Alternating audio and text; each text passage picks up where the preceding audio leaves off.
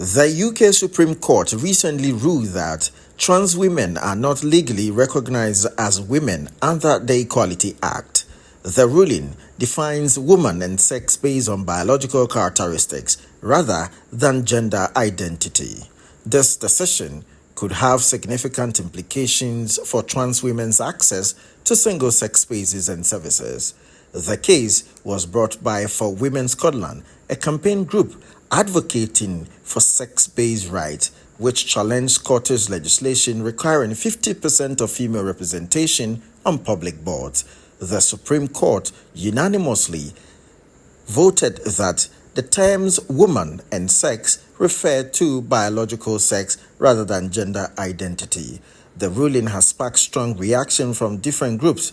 Gender-critical activists have hailed it as a victory for women's rights, whilst trans rights groups have expressed devastation, arguing that it will lead to greater exclusion of trans people from the UK.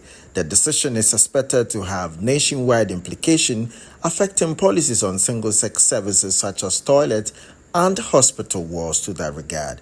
In single workspaces, the ruling clarifies that single-sex spaces such as bathrooms, changing rooms, and domestic violence shelters must be based on biological sex, meaning trans women may be excluded from the women's spaces. Also, employers must ensure that there are available trans women bathrooms, that these women are not permitted to use women's toilet or changing rooms in the workplaces. Hospitals, leisure centers, and other public services may need to reassess their policies to comply with the ruling, potentially restricting trans women access to certain services.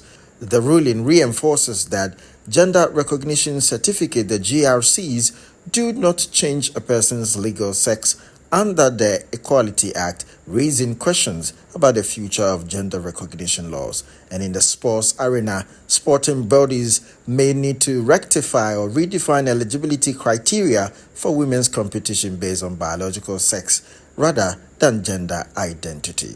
Thank you for watching. My name is Ishmael Mubarak.